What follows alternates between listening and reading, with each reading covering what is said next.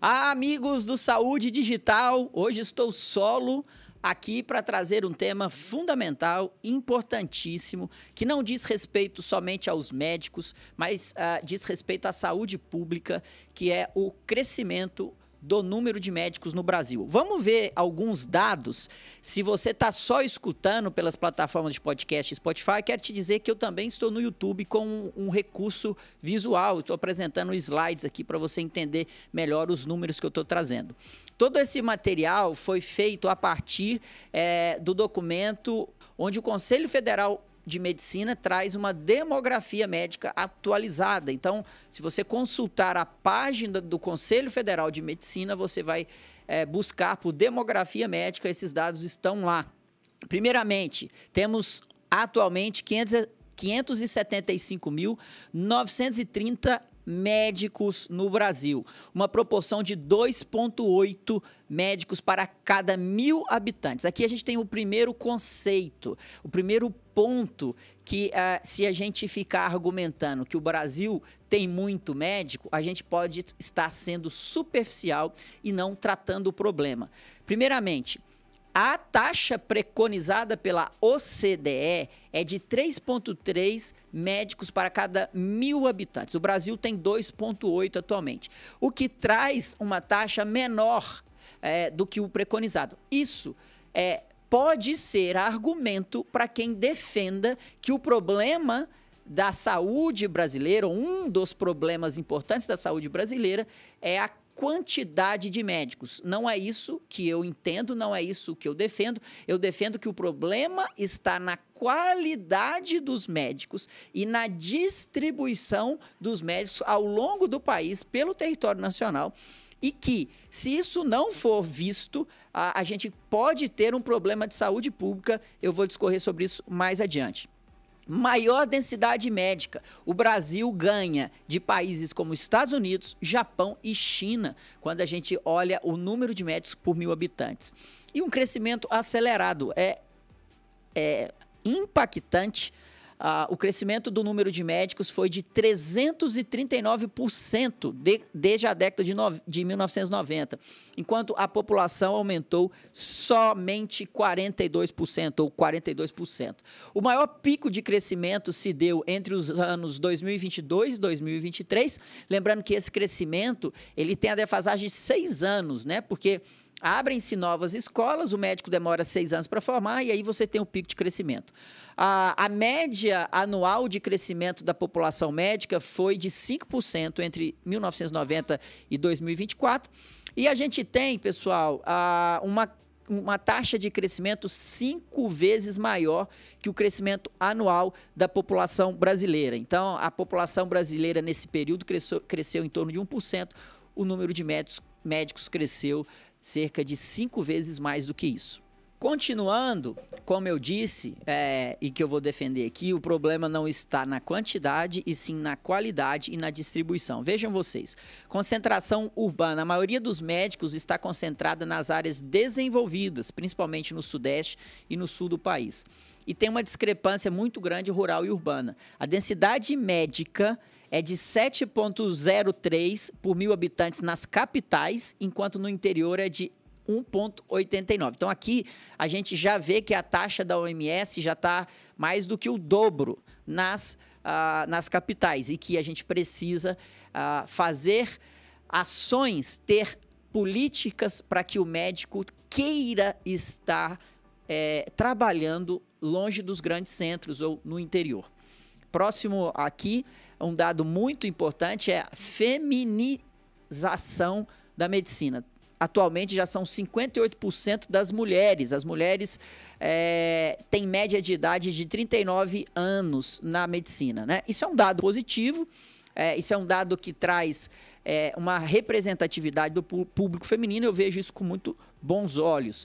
A idade média dos médicos é de 44,6 anos, o que também mostra um rejuvenescimento, né? A base da pirâmide médica ela é uma pirâmide com base alargada, né? Então a gente tem muitos médicos jovens e está diminuindo a quantidade de médicos maduros. E tem uma tendência de crescimento ainda no público feminino nessa questão. Bom, vamos falar, então, aonde que está o problema do número de médicos, né? Muito provavelmente, isso nasce com o aumento do número de faculdades. O Brasil possui atualmente 389 faculdades de medicina. Pasmem, a segunda maior quantidade de faculdades no mundo, atrás apenas da Índia. Então, você vê assim, países como China, Estados Unidos, que tem uma população muito maior do que o Brasil, tem um menor número de faculdades médicas. Atualmente, a gente forma cerca de 35 mil estudantes, com previsão de ultrapassar 40 mil já nos próximos 3 anos. Então, todo ano, novos 35 mil médicos entram no mercado. Um outro problema é a absorção desses médicos nas residências médicas, nas capacitações, nas especializações. Nós não temos esse número de vagas. A gente não tem nem em vagas MEC, que é aquela financiada pelo governo, nem em vagas privadas, capacitação e especialização para esses médicos. Agora, em fevereiro de 2024, o governo autorizou, através do ministro da Saúde da ministra da Saúde e do ministro da Educação, a abertura de 5.700 novas vagas de medicina. E aqui traz um detalhe importante. Se a gente entende que o problema da medicina, do número de médicos, é a distribuição e não a quantidade, a gente vê que o segundo estado que mais ganhou vagas de medicina é o estado de São Paulo. O primeiro foi a Bahia. Se a gente já tem uma concentração alta na região sudeste e uma baixa concentração de médicos no nordeste e no norte, São Paulo, Minas Gerais, Rio de Janeiro, os estados do sudeste não deveriam ter uma abertura, novas vagas tão grande de escolas médicas. Mas a gente vê e a gente pode se interrogar, por que será que a maior parte das vagas de medicinas está indo para o estado de São Paulo? É o principal estado da nação, é o estado que tem o maior IDH, é o estado que tem o maior poder aquisitivo. Essas vagas são, em sua grande maioria, vagas privadas, então é onde existe o maior mercado para escolas de medicina. Mas se a gente está pautado pelo mercado, a gente não está resolvendo o problema da qualidade e da quantidade. E a meta é atingir o padrão da OCDE. Como eu já disse, a meta do governo, o argumento do governo é atingir o número de 3,3 médicos para cada 1.000 habitantes. E esse é um argumento válido. E esse é um argumento que eu defendo. O problema é não agir na questão da distribuição e na questão da qualidade.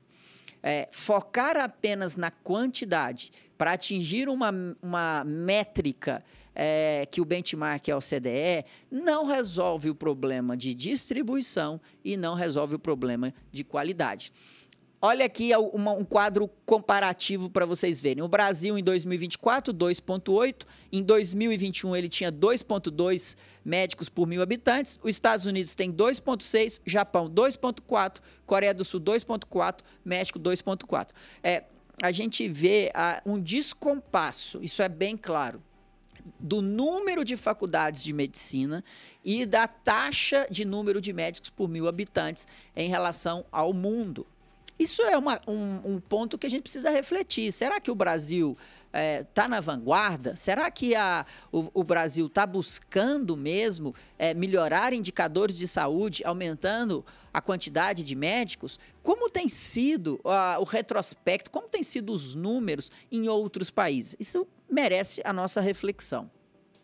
Bom, caminhando um pouco aqui para mostrar desafios e potenciais soluções, eu quero apresentar aqui alguns pontos. Primeiro deles, a gente precisa ter uma regra, uma regulamentação, implementar critérios rigorosos para a abertura de novas escolas médicas e proporcionar, impor avaliações periódicas das escolas já existentes. Nós temos essas avaliações? Temos. Elas são suficientes? Parece que não. Distribuição equitativa ou equitativa. Criar incentivos para atrair médicos a áreas rurais e remotas, melhorando a infraestrutura de saúde. Tá claro que se o problema não é quantidade, é qualidade e distribuição, o que o governo tem feito para atrair médicos para as áreas remotas, para as áreas com menor densidade de médicos?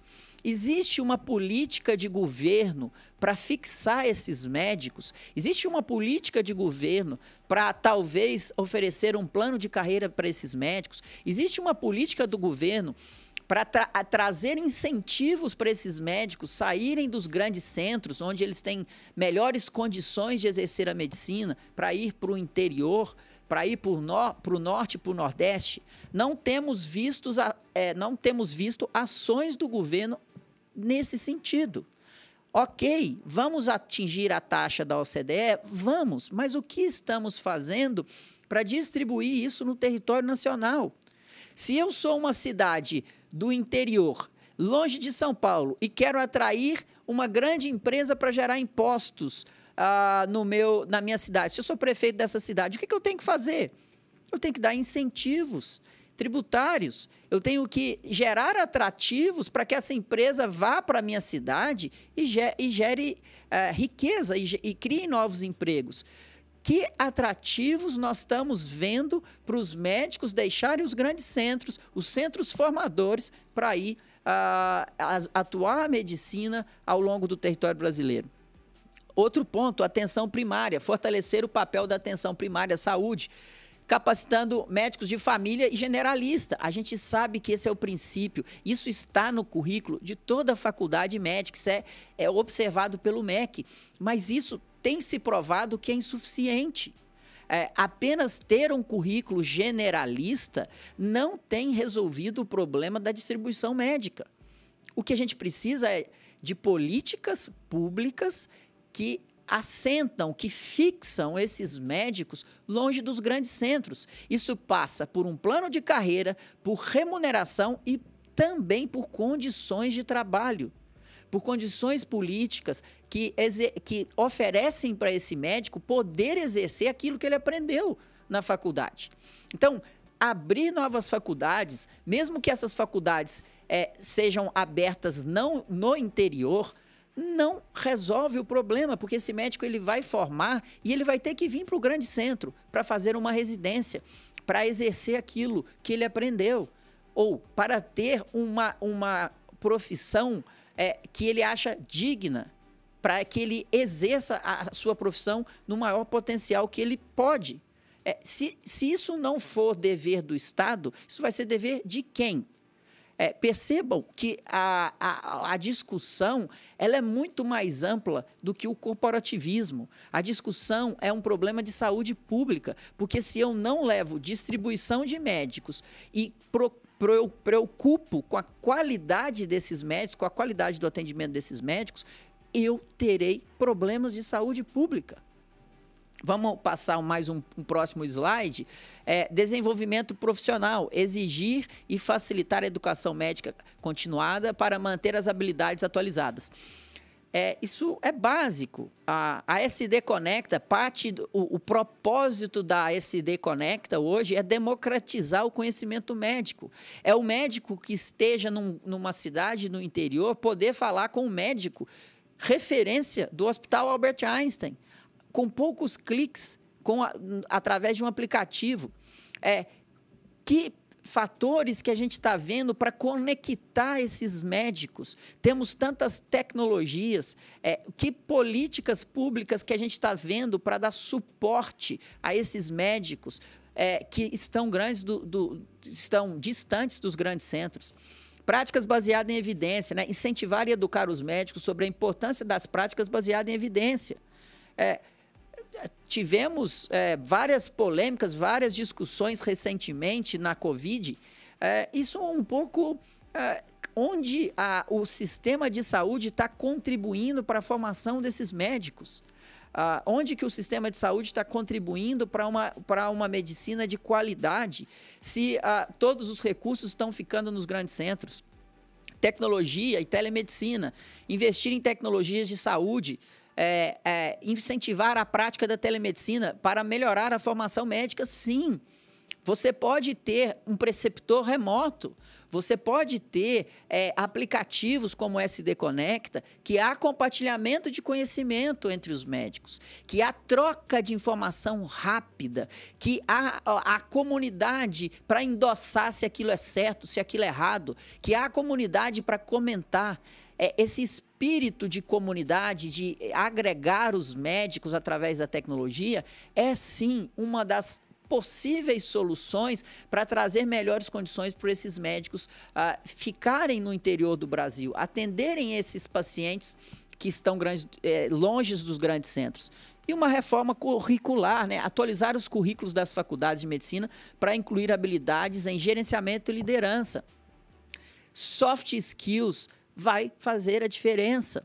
Num mundo em que a população, os hábitos, os costumes, a cultura avança rapidamente, onde que os nativos digitais, a geração TikTok tem uma demanda rápida por mudanças, a formação do médico precisa passar por esses temas. A gente precisa treinar esses médicos para novas habilidades, como comunicação, assertividade, dar feedbacks, liderança, trocas de experiências, tudo isso é missão também do Estado em proporcionar para a saúde brasileira. Não se resume a novas aberturas de escolas médicas. Para a gente encerrar aqui, se fosse possível fazer um planejamento estratégico, eu defenderia aqui, principalmente, políticas públicas para atacar esses dois problemas.